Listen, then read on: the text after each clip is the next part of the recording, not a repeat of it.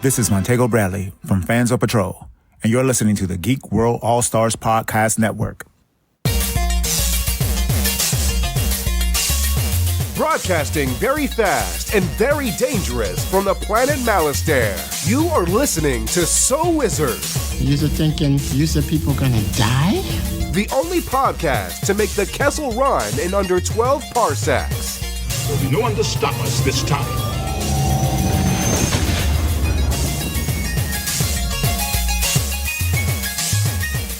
What's going on, everybody? It is time for episode number 278 of the So Wizard podcast. I'm your host, Joey DiCarlo. My co-hosts are the queen of all nerds, Aubrey Litchfield. I'm eating smart food to get more smart. And to get your hands covered in cheese funk afterwards. Yes. And the expert, Mr. Marquis Marcellus Reagans. Yeah, nothing says I'm smart than hands covered in cheese funk. You are listening to So Wizard Podcast, where three friends discuss the world of nerd, podcasting weekly on the Geek World All-Stars Podcast Network. This week, we've got a very, very, very tiny bit of news, and then we're going to talk about the new movie from Rian Johnson, Knives Out. But before we get into all of that, how is everyone doing? Marcellus, how was your Thanksgiving? Oh, yeah, my Thanksgiving was cool, man. Hung out with my friends. We went to this very nice restaurant that had like a buffet of all of the Thanksgiving trimmings, turkey and mashed potatoes and all of that stuff. So I got to share my Thanksgiving with about, 500-600 other families.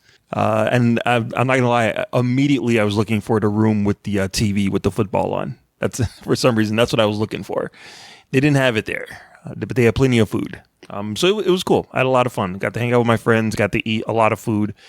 Didn't even have enough room for dessert. I was so stuffed by the end of it, but it was a good time. Awesome. How about you, Aubrey? How was your Thanksgiving? It was pretty eventful. I started off, I had to have breakfast at Josh's family's house, and then I had to go to my brother's house, rush to my brother's house, because I was supposed to be starting a turkey that I ended up not having to start. And then I stayed there, I ate, and then I went back to Josh's house to have a second dinner. And then I went home. Awesome. So it sounds like you got your fill of food for the day. I definitely did. I could use a little bit more, though. I'm not going to lie. There was a lot of appetizers, so it was eating straight from like 10 o'clock. And how about you, Joy? How was your Thanksgiving? Oh, it was busy. We have Thanksgiving the night before Thanksgiving. So Wednesday into Thursday, we have Thanksgiving with my immediate in-laws, my wife's parents, and my brother-in-law and his family. And then so we ate like slobs. Nice. My mother-in-law cooks turkey, and my father-in-law makes homemade stuffing, which is like as if God himself came down and made stuffing. It's that good. Honestly, I would, if not that we ever would get divorced, but if there was a divorce to happen between me and my wife, I would probably get written into the settlement something about getting stuffing every year because it's that good. And then we went home and I went to bed. I got up and guess what? We went to Thanksgiving number 2 at my wife's extended family. So my wife's like grandparents and cousins and all that stuff. Then I came home and slept, and I went and worked at the mall from 12:15 a.m. until 5:30 a.m. And then right back into the grind of regular job and second job. So here we are. I haven't had a day off since. Was it even busy on Thanksgiving Black Friday morning at 12:30 a.m.? For us, not like it used to be. It used to be insane, like absolutely insane. But, we live in Massachusetts, so it's against the law to be open on Thanksgiving. Like, that's why I don't have to work at my other job, because Wednesday into Thursday, we can't be there past midnight. So there's no point in being there. And then Thursday, we can't be there to receive the truck before midnight because we can't be in the store. It's against the law. It's an old blue law, they call them. But other states around us don't have those laws. So Stores in Connecticut, which is from where we live, is probably like a 20-minute drive, is like they're open at like 2 p.m. in the afternoon on Thanksgiving. So the real crazy people that you see on the news, or if you're from overseas, you see online, like running through the store doors and like fighting everybody over a TV on a pallet or something. They've already been shopping for like 6 to 8 hours by the time we even open. So there aren't those crazy people, plus online and all that stuff. So, I mean, it was busy for like an hour or two in the morning when we first opened, and then it was just dead. That's why I was supposed to stay till 8 a.m., but by 5:30, like we were all just standing around staring at each other. And I'm like, can I fucking go home now? I just didn't want to go on a lunch break, because that happened to me last year. The same thing. It was slow. It slowed way down, and then they were like, all right, time for your lunch break. So I went and ate lunch, and I punched back in, and they're like, it's dead. You can leave. Like, why did I fucking just take a lunch? Seriously. So I went up to Best. I did my Black Friday tradition. I got out of work at the most hot and topical of places, and I headed upstairs to Best Buy, which had also 0 people in it.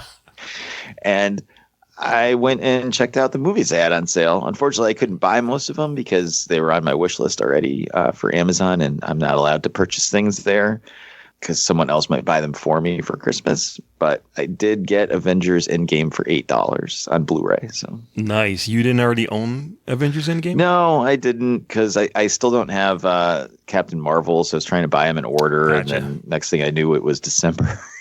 Yep.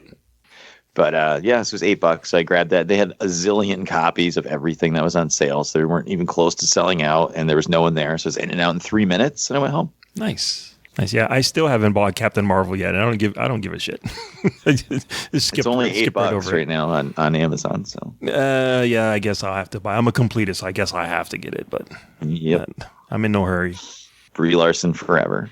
But enough about us. Let's talk some more about us. Marcellus, why don't you tell the listeners where they can find more So Wizard Podcast? All right. So everybody can go to SoWizardPodcast.com, where you will find new episodes every week. You'll also find movie reviews from yours truly, occasionally. Netflix and Amazon streaming picks from our buddy, the awesome Adam Wallyhawk. You'll also find our merchandise there, so you can purchase some of our Soul Wizard t-shirts and sweatshirts and look good while you're representing the show. Another great way to support our show is by doing your Amazon shopping through the link that we keep right on the website. There's an Amazon logo. Click on that. Do your shopping, receive your products, maybe some of them are DVDs for Joey, and that way you'll be helping out our show too and receiving your products. You can also find our social media links there. We have Facebook, Twitter, and Instagram. You can subscribe to us on Apple Podcasts and give us a 5-star review while you're on there. You can also find us on the Stitcher Radio app for your tablet or smartphone. We're on Podbean, we're on Google Play, we're on iHeartRadio, and we are on Spotify. We have a Patreon page where you can donate some money monthly and receive bonus content from us.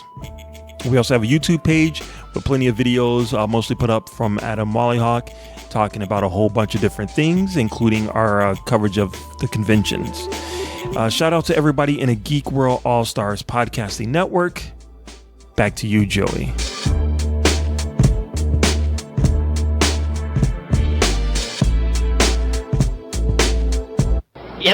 If I see a dick, I just look away. All right. So, Marcellus, I spent some time today trying to scrape the internet for news stories and didn't find much, but you have informed me you have some quick hits for us. So let's do it. Let's see what you got. Yo, pump it up. It's time for the news. Yo, we getting ready to bring you the news, boy. Yeah, Joe, you're absolutely right. There was nothing in the news at all, or nothing like memento big at all. But I did want to get you guys' opinions on a couple of things. First off, have you guys been watching The Mandalorian on Disney Plus? I have. I wish that I could say I have been, but I've been really busy. That's all right, Aubrey. You've been really busy, and that's understandable. By the way, there's 4 episodes out now. So you get it won't take you that much longer to catch up. But the subject of tonight's movie review, Rian Johnson, you may remember him from another movie he did called The Last Jedi from a few years ago. There was talk of him possibly coming in to direct an episode of The Mandalorian. Now, with so many people falling on a different side of the fence regarding his storytelling in The Last Jedi. Would Rian Johnson being a part of The Mandalorian something that you would be interested in seeing? Let's start with you, Joey. Yeah, it's fine with me. I don't care. It would. I don't. Is it worth the internet burning down in flames over it? I don't know. Who cares about the internet? But yeah, dude. I mean, Looper was great, and I guess we'll find out what we thought about Knives Out in a few moments. So no spoilers for later on in the episode, but I would be pretty much okay with that, especially if he can bring some of that magic over from some of his other movies. All right, Aubrey, what about you? Is Rian Johnson, is he good to come back to the Star Wars universe on a small screen, or are you done with him? I would be okay with him returning, maybe. I don't know. I'm undecided. Okay, all right. I, for one, would love to see him come back and do an episode of The Mandalorian. I think his storytelling is very unique. I was a fan of The Last Jedi, and I think confining him to like a really small time frame with very specific characters would be really cool. I think he can add something different to that show that isn't there already, and maybe it wouldn't have worked for people who didn't like The Last Jedi. Maybe doing it on a long form movie might not have been the best case for him, but I think maybe doing it as a TV show, I think his style will work pretty well. I know he did direct some of the classic episodes of Breaking Bad, or the episodes that people talk about. So I think he would be really good for a TV show, especially a Star Wars TV show. So I hope it works. Hope he does get to do it. I almost want them to go the True Detective route maybe next season and have one person direct all the episodes. Oh, that's a good idea. Depending on who it was. Tommy Wiseau. There you go. Well, speaking of directors, I just wanted to give a quick shout out to Elizabeth Banks, who directed a movie that we talked about a little while ago, Charlie's Angels. Bombed at the box office, did not do well at all, but in typical Hollywood fashion, she's failing upwards. And her next movie is set to be coming out, I think in a couple of years. She's going to be directing The Invisible Woman, which is the kind of the horror line of Universal monster movies that they're starting. Invisible Man comes out at the beginning of next year. There's a Dracula spinoff that's coming out after that, and then she's going to be doing Invisible Woman, which ironically is not connected to Invisible Man. But what do you feel about Elizabeth Banks doing an Invisible Woman movie, especially after we suffered through Charlie's Angels? Aubrey? No. I like Elizabeth Banks, don't get me wrong. Mm-hmm. But I just feel like she's trying to create this women's empowerment type message. Mm-hmm. And while it's great and all, I think when you force it, it comes across as you're forcing it. And she forced it with Charlie's Angels, and I don't want to see her make that same mistake again. Oh, that's fair. Yeah, you're right. She should be in the kitchen making me a pie. That's where she should be, putting out these movies. All right, Joey, what about you, dude? How do you feel about Elizabeth Banks failing upwards to do Invisible Woman? Invisible Women, is that the audience for Charlie's Angels? I don't really care. Not to sound like Aubrey, but there's nothing about her direction that makes me sit up and say, "Oh, thank God, Elizabeth Banks is directing this, guys." Mm-hmm. And that's not because she's a woman. It's because I don't think this is gonna sound bad. I don't think there's much like skill or panache needed to make Pitch Perfect 2. Yikes. I mean, good for her. But you know what I mean? That's not like a technical, like crazy. It's not like crazy, like special effects, like intense movie, or there weren't huge action set pieces or anything. It's just people singing on a fucking stage. Like great. Good for her. She did a great job. It made money. I'm glad. I do like her. I find her attractive as well. But like, great, you made Pitch Perfect 2. Charlie's Angels sucked hairy man balls, and the action was god awful in it. So like, it's hard to really be excited about her directing something else. Maybe a horror movie or a thriller, I guess. This is a horror movie. Invisible Woman is going to be a horror movie, yeah. Okay, well, maybe that might be something a little more up her alley. We'll see, but I don't know. I mean, I'd like her to do well as a director, but so far we're 0 for 2. So and that's just because I don't like Pitch Perfect. I guess people that do must have loved it because it made a lot of money. But after seeing Charlie's Angels, I certainly I'm not like, oh my God, what's Elizabeth Banks making next? Let me run to the theater and see it. Jordan Peele could announce a movie about a guy mopping the floor, and I'd be there day one. Nice. But Elizabeth Banks, I don't care. We'll see what the trailers look like. We'll probably end up seeing it for the show. God, I hope it doesn't suck. What is this, the 3rd or 4th attempt at Dark Universe? Well, that's the other beauty of it, is that Blumhouse has decided to let the filmmakers just make their own movies. You know what I mean? They're not going to restrict them to tying it all together. If they can do it later on, they will. But right now, they're just taking the properties, giving them to the directors, and saying, "Go make your movie." And if we want to connect them down the road, we'll figure that out later on. That's interesting. At least we might get some better movies out of it. So here's hoping. Yeah, and she is starring in it too. So if anything, that should get you into the theaters at least, Joey. I mean, I already got 37 Spider-Man movies, so I could at least get one of the Invisible Woman. There you go.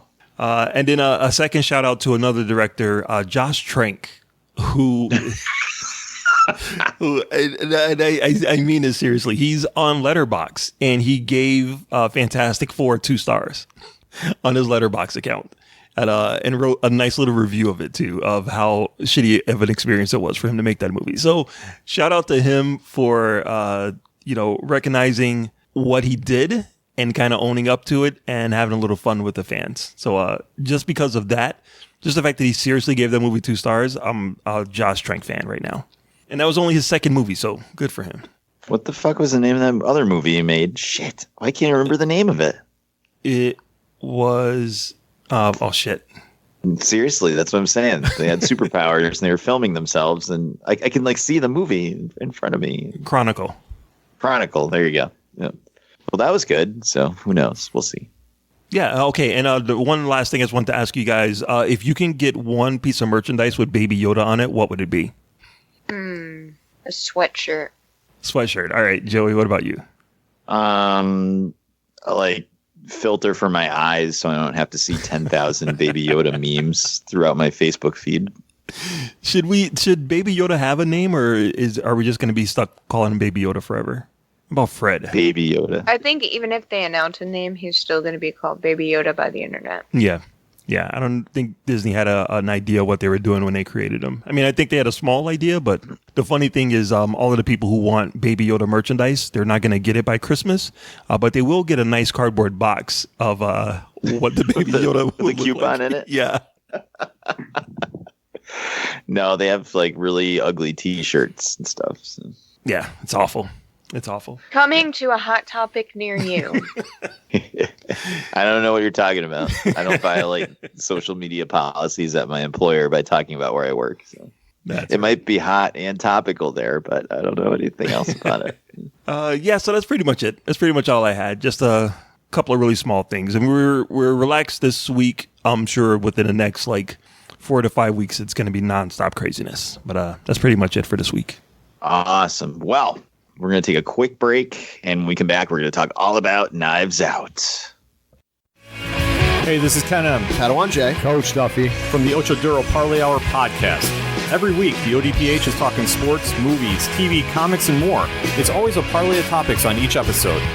You can find the ODPH on Apple Podcasts, Google Podcasts, iHeartRadio, Spotify, Stitcher, Podbean, and wherever you find great podcasts, such as the one you're listening to right now.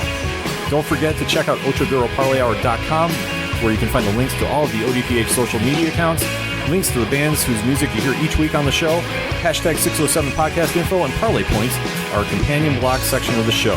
Thanks for listening to the ODPH. Now get back to your regularly scheduled podcast.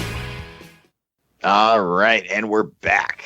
All right, guys, we all had a chance to go see Knives Out, new movie from Rian Johnson. It's a murder mystery with James Bond and some other people in it. He has a name. It's Baby Yoda. Oh, that's right. So we're going to do some non-spoiler impressions, and then we'll jump into spoilers and let you know what we thought about the movie. Can Rian Johnson ruin another type of movie like he did for Star Wars? I guess we'll find out.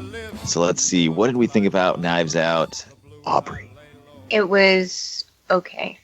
It was confusing. Mm-hmm. Okay. Mark Ellis. It was really good. Not great, but it was really good. Awesome. I absolutely loved this movie. Of course you did. What is that supposed to mean? It's just the general consensus of the cool guys right now. So love everything that Rian Johnson does. You just like him because he did Star Wars. No. What? No. I don't love everything about The Last Jedi. There are other things I have issues with, but that's not what we're talking about today. Right. Yes, I really, really liked this movie. Anything non-spoiler you want to talk about, Mark Ellis?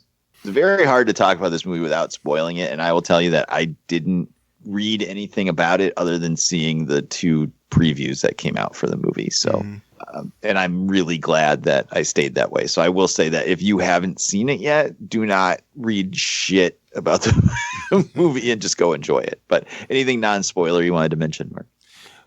Yeah, I just wanted to say it does. I did watch the trailers like a few times, and this was definitely one of my most anticipated movies of the year.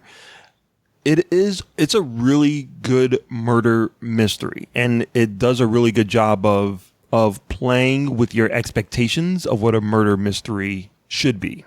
Rian Johnson is subverting expectations again. Exactly. It's amazing how much this movie kind of reminded me of his last movie.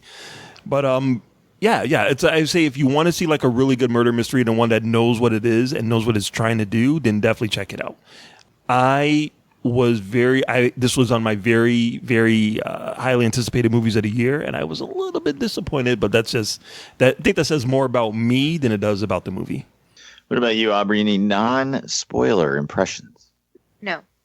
I don't feel like I ever have any non-spoiler impressions, really.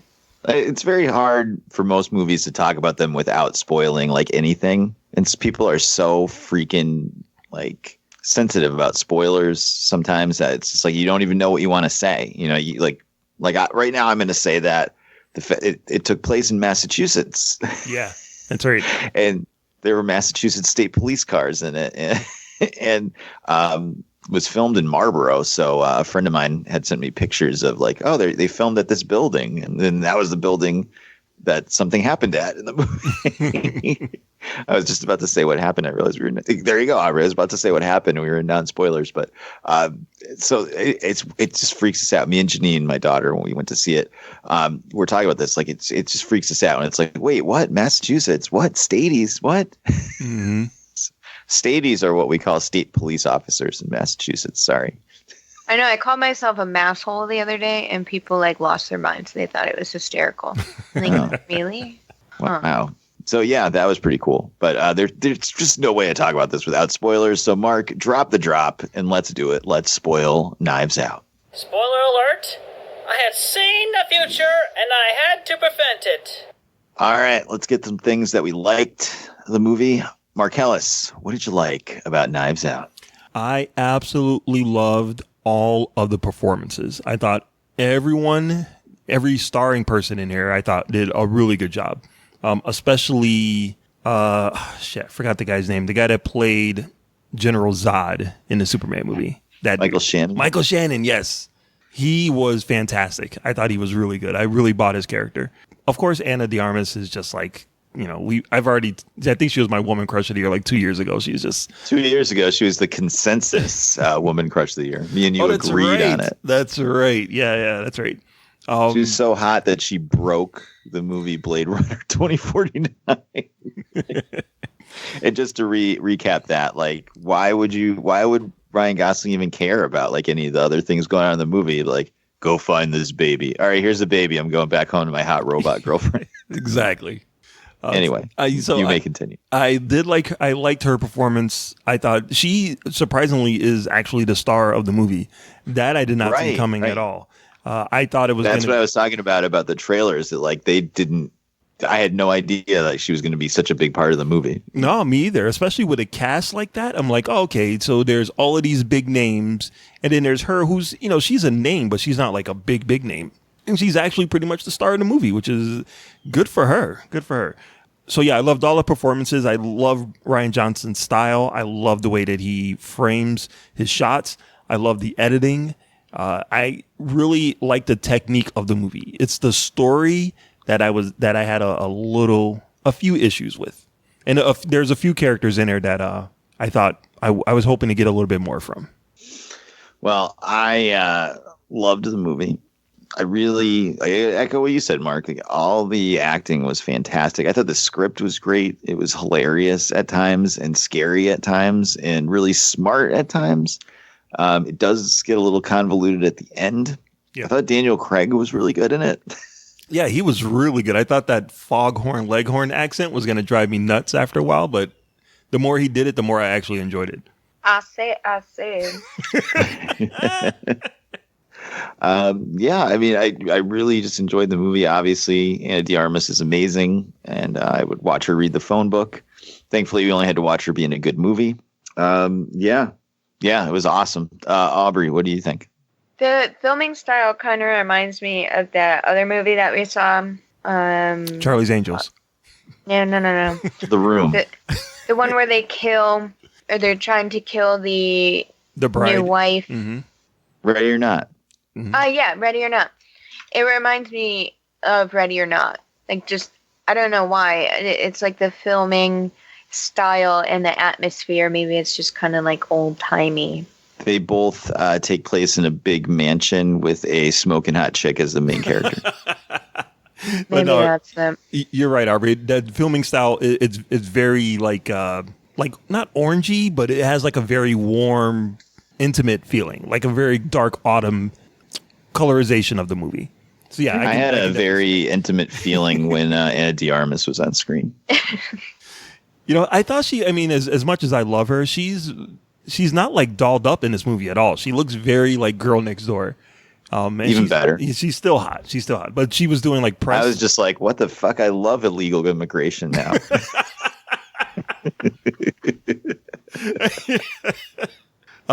Yeah. I saw her like in a movie. She's like very cute. And then I saw her like doing press for the movie when she does like all the interviews and stuff. And she's all like dolled up. She's super hot. That's all. You may continue up. I also like Catherine Langdon, who was Joni. No. Meg. Mm-hmm. I like her as an actress. She is kind of becoming one of my more favorite like smaller people. She's in 13 Reasons Why, and I really liked her in that. And I just think that she does a pretty good job at what she is in that I've seen her in. So I'm kind of excited to see where she goes from here too. Yeah, I agree with you, Aubrey. She wasn't in it that much, but she did stand out. I didn't know she was in a TV show. Now I'm gonna have to go back and check out that TV show now. Mm-hmm. She was Hannah Baker, the girl that kills herself. Yeah, I mean, just to reiterate, all you guys, it's just awesome. It was so good. It was funny. I thought it was so well written, and it reminded me a lot of Clue, the movie Clue, but not as goofy. Does that make sense? That makes 100% sense, and that's one of the reasons why I didn't like it. Oh, I thought all right. Well, I guess we'll jump into what you didn't like then, Mark. Well, thank you, Joey. Yeah, I thought it was going to be like Clue. I thought it was going to be, and there are certain scenes that kind of elements of that, and the fact that they reference Clue in the movie, I thought was really cool. And they reference a lot of like murder mysteries. I thought that was actually pretty cool in the movie. But based on the trailer that I've seen, I was expecting it to be a little bit more, not zany, but I expected to be there'd be a little bit more of the quick comedy like Clue was. And this movie does something very strange. It kind of solves the mystery for you like halfway through the movie. So then it's like, well, what the fuck am I watching the rest of the movie for? So that was a little, it was cool the way they did it, but that was a little surprising. But yeah, that's one of the things that I didn't like about it, is that it wasn't, like, I don't know, it wasn't, like, super, like, not orangey, but it has, like, a very warm, intimate feeling, like a very dark autumn, color, it wasn't it didn't have that comedy punch that I was hoping it would have. And again, like I said, that says more about me than it does about the movie. The movie is very well set up. It is like a watch. Like each piece is perfectly timed. But I was expecting to laugh a little bit more, and there's plenty of scenes of people just sitting around and talking and talking and talking. And I'm like, where's the jokes? Yeah, I can understand that. I never thought it was going to be that wacky and zany. But well, when you have, Daniel Craig with that foghorn leghorn accent, I'm like, come on. There's got to be some kind of like ridiculous comedy that's coming, right? Well, it wasn't like super serious, but it wasn't like not serious. Yeah. I don't know. I think in the trailers they kind of portray it as it's going to be really funny. Mm-hmm. And then you go and you see it and it's not really. And there's a few scenes that are really funny, but there's more scenes that are not. And they, they're just there to be the murder mystery. I just wanted like a more tightly, I don't know, I wanted the suspense to be a little tighter, or I wanted the comedy to be a little funnier. And instead we just got like a good script. Wah. It was really weird that they solved the mystery for you halfway through the movie. Yeah. And then it just becomes a thriller about, like, is she going to get away with it? Yeah. Which then has a twist at the end that she actually didn't do it. Yeah, I did like and it's one of those things where you can feel it ramping up, and it's, like you said, subverting expectations. We've seen murder mysteries before. We know what happens. You got the suspects, you get the clues. It ramps up, and then it all comes to a point at the end of the movie. The detective stands up and goes, this is what happened, and then puts all together, and then the bad guy gets arrested and gets sent away. And in this movie, they kind of tell you what happened halfway through, and it's like, well, all right, I guess. So what do we do now? To watch Ana de Armas, cry? Look petrified for the remaining of the movie? Perfect. Sure. Yeah. Aubrey, how about you? Anything that you didn't like about the movie? What did you think about it? What did you think about that, Aubrey, when they basically revealed to you everything that happened kind of in the middle of the movie? So now it's not a murder mystery anymore. I feel like everything is kind of like underwhelming. Like, I wish somebody actually did kill him instead of, what happened in the end. Well, they tried. Yeah, but kind of. They failed. Well, here's the most important question, Aubrey. Chris Evans, beard or no beard? Scruff. little scruff on the chin? Okay, all right. That's the important question. Because the whole time I'm watching the movie, I'm like, where's his beard? Why is he all clean shaven? Come on, Steve Rogers. Yeah, I think he looks a little bit like too scruffy in Avengers with the beard. If he could just like keep it a shorter beard, it would look better. I almost felt like he was too jacked at times. Like he was still like fucking ripped from playing Captain America. What? He had that big ass sweater on. I know. It's sometimes he would like turn a certain way, and you're like, dude, he must work out. All I can see when I see him clean shaven is in Not Another Teen Movie. Yes. God. And I also wanted a little bit more from the little Nazi kid. I kept waiting for his scene. I'm like, oh, I'm sure that kid was in, I want to say he must have been in Stephen King's It. Yeah, he was. Okay. Because I'm like, this kid looks so familiar. And, he's always in a corner, like on his phone. I'm like, oh, he's going to have a good scene coming up, especially because they kept referring to him as a little Nazi. I'm like, where's his scene? Is he going to get punched in the face like Ready or Not? Like, what's going to happen to this kid? And nothing. He has like one little bit of dialogue that's not funny or clever or anything. I'm like, well, what the fuck was he in the movie for? So he could get cash money. That's right. Private school ain't cheap. Joey, how did you feel about that kid? Oh, he was fine. Whatever. Well, what are you trying to imply? Nothing. I'm just saying. Okay. I'm just saying. He didn't do much. He was there to be a punchline a couple times, and that was it. So that's fine. Yeah, I don't know if that. I wish that the movie had let everything unravel a little bit more in front of us instead of having. Like just when it kind of flips halfway through, they tell you everything that happened, and then you kind of spend the second half of the movie with what she thought happened unraveling. Mm-hmm. I mean, that was cool, but it then ends up with like a 10-minute scene at the end where Daniel Craig just basically lays out everything that happened to you and you didn't get to see it. Yeah. So again, I really, really liked the movie, but that was just a weird choice. So I guess my expectations were subverted. Yeah, it's definitely a movie that I'm pretty sure, now that I know what it is, I'm going to enjoy it a lot more when I watch it again, when it's on Netflix. I'm definitely not going to go see it in theaters again. But I will say Ana de Armas, her performance, because she has to do a lot of different things. She has to convey a lot of different emotions. She knocks it out of the park. And fucking Toni Collette does too. She's really funny in this movie. I actually really enjoyed her. Who did she play? I don't even know who that is. She was the blonde, like, Valley Girl woman that was ripping off the old man for. Okay. Yeah. She's what's her name's mom. Yeah. Yeah. Okay. She was Joni. Yes. Yep. Yeah. When I see her, I just think of like The Sixth Sense, and I'm like, holy, I can't believe she's still like A, acting, and B, still good. I haven't seen Hereditary, so apparently she's really good in that too. I have not seen that either, but Janine said it was great. So, yeah, great. So, I mean, let's wrap it up then. Not much to talk about when a movie's good, unfortunately. So, fortunately for our eyes, but unfortunately for your ears. Let's get a score out of 5. Aubrey, what'd you think? 0 being the worst and 5 being the best of Knives Out. I'm going to give it a 3. Right in the middle. Yep. Marcellus. I gave it a 3.5 out of 5. It's not quite a 4. It's almost a 4, but it's a 3.5. It's still a really good movie though, just not as great as I was hoping it would be. Okay. Well, I gave it a 4 out of 5. Yes. I really enjoyed watching it. I had a good time watching it. And of course, Ana de Armas. Mwah. What did you think of the two detectives? Like Lakeith Stanfield, I love him as an actor. He had nothing to do, but I thought the other guy was going to have something really cool to do too. But he didn't. He was just goofy.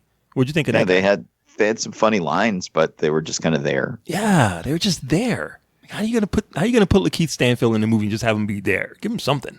Well, I don't know, but I'm still giving it a 4 out of 5. So there. 4 out of 5 Massachusetts State Police cars. 4 out of 5. 4 out of 5 bowls of baked beans. That's right. That was fucking great, by the way. I didn't understand why they went to that restaurant, and then once he pulled that out, I was like, oh, that's fucking brilliant. Mm-hmm. That was great. Cool. So yeah, 4 out of 5 for me. That's Knives Out. Let's get some recommendations and we'll wrap this bad boy up. Aubrey, what do you got for the listeners out there? Recommended this a couple of weeks ago, but everybody should go pick up their copies of Pokemon Shield and Sword. I have Shield and been playing it, and it's actually a lot of fun. So awesome. Yeah, I got that for Colin for Christmas, so I guess I'll let you know in about 3 weeks how it is. Marcellus, how about you? Yeah, I want to recommend a couple of shows on Netflix. One is the new season of The Toys That Made Us. I haven't watched all of the episodes yet, but I did watch the one talking about the Teenage Mutant Ninja Turtles. That was a really good episode, and that happened. A lot of that story happened about 10 minutes away from where I live, so it was very cool to see kind of a neighborhood on TV that wasn't in the news. It was talking about something cool. And the other show is a spinoff of that show called The Movies That Made Us. It's kind of the same concept. They talk about movies from the 80s and the stories that it took to get them to the big screen. They do Ghostbusters, Home Alone, Die Hard, and Dirty Dancing. And they're all done in that same like pun-filled rhetoric that the Toys show is. But it's really interesting to get these behind-the-scenes stories on movies, especially movies that are like, somewhat classics. So those are my recommendations. Toys That Made Us and The Movies That Made Us on Netflix. Awesome. Yeah, I've been working my way through Toys That Made Us with Colin. That Ninja Turtles one was awesome. And both the kids watched that one with me. They were both stunned that the Turtles were created in Northampton, Massachusetts, which is about 20 minutes from our house. So somewhere we drive through all the time. They had no idea something cool happened near our house. So, because nothing cool ever happens around here. But yeah, I will recommend you go to SoWizardPodcast.com, where you can find the podcast every week. Links to all our social media accounts on the right-hand side of the page. Movie reviews, streaming picks, so much more. SoWizardPodcast.com. Don't forget to subscribe to us on iTunes. Go to Spotify. You can find us there, just about any podcatcher under the sun that you use. We're there. We'll be in your ears for you every week. Check out our YouTube channel, YouTube, and search So Wizard Podcast. We get plenty of free and exclusive content there from Adam, as well as tons of coverage of Comic Cons like New York and Rhode Island. Go to our Patreon page, patreon.com/So Wizard Podcast. You can support the show monetarily and get extra exclusive episodes, including our reviews of Jojo Rabbit, Bohemian Rhapsody, Hellboy. It's the only place you can hear those, and that's on Patreon when you support the show. I will recommend keep checking out Watchmen on HBO. Newest episode dropped, I think, yesterday as we record this, and it keeps getting better every week. I gotta tell you, first episode was a little wishy-washy, but seemed to get its feet under itself around episode 2, and it's been really good so far. And you know, I'm interested to see where it goes. I'm cautious though because it's Damon Lindelof. So I just assume it's not going to go anywhere. And if it does go somewhere, it's going to be very disappointing. So that's the sad realization as I get excited for watching the show. But it's really good so far. So definitely check it out. And that is going to do it for episode number 200. And what the hell episode is this? 78, 77? Where are we at? 278. 278 of the So Wizard Podcast. I've been your host, Joey DiCarlo. My co-host have been the queen of all nerds, Aubrey Litchfield. I'm so sleepy. It's all that morphine. And the expert, Mr. Marquis Marcellus Reagans. Anna de Armas, I love you. Everybody have a good week. Wakanda forever. My other recommendation is my phone number for Anna de Armas. So. We'll see you guys next week. Good journey.